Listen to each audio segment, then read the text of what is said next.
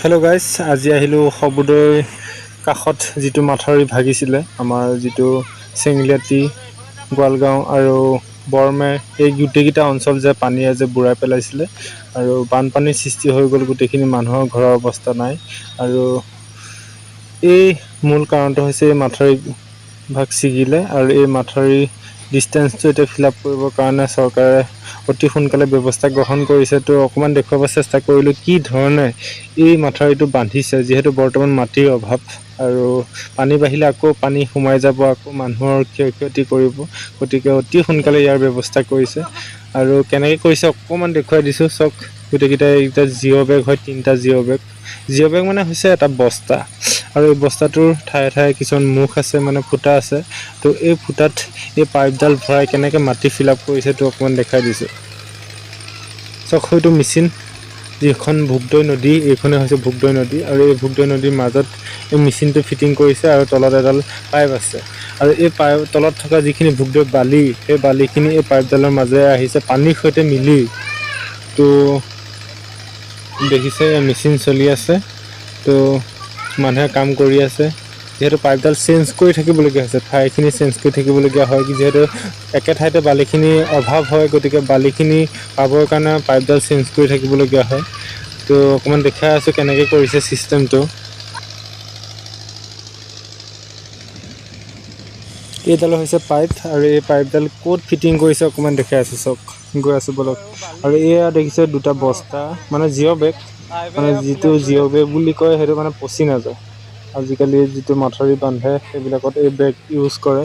আৰু চাওক, এই পাইপডাল গৈ পেলাই সেইটো বস্তা, এই 3টা বস্তা আছে মাত্ৰ, গতিকে আৰু দিব চাগে ইয়াৰ ওপৰত।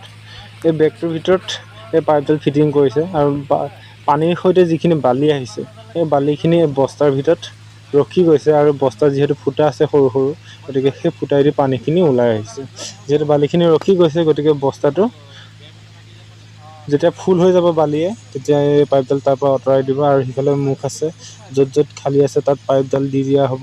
তো এনেকৈ এই বস্তাবিলাক ফিল আপ কৰিছে, নহ'লে এই বস্তাটো ফিল আপ কৰিবৰ কাৰণে কিমানখিনি মাটিৰ প্ৰয়োজন হ'লহেঁতেন, বা এনেকৈ বস্তাত ফিল আপ কৰিব পৰা সম্ভৱো নহয়, সৰু সৰু বেগ দিবলগীয়া হ'লহেঁতেন। গতিকে ইমান এটা ডাঙৰ বেগ, যিহেতু এইটো 6খন 7খন ট্ৰাক গাড়ীও এইটো বেগ আনিব নোৱাৰিব, ইমান এটা ডাঙৰ বেগ।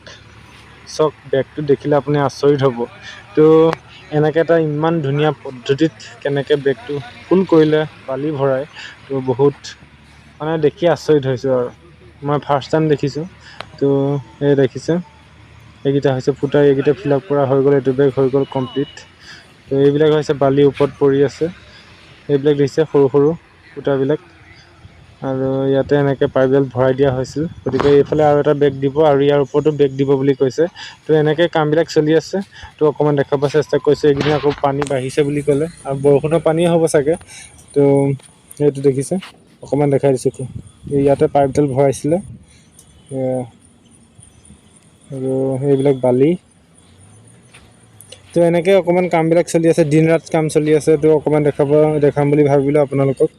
তো বহুত ভাল কাম কৰিছে, অতি সোনকালে মাথাউৰিটো বান্ধি দিয়ক আৰু ৰাইজে অকণমান সকাহ পাওক। তো আজিলৈ মানে বোলো অকণমান মাথাউৰিটো আপোনালোকক দেখাই দিওঁ। তো নেক্সট ভিডিঅ'ত চাগে পুনৰ লগ পাম। টেক কেয়াৰ, বাই বাই, জয় অসম।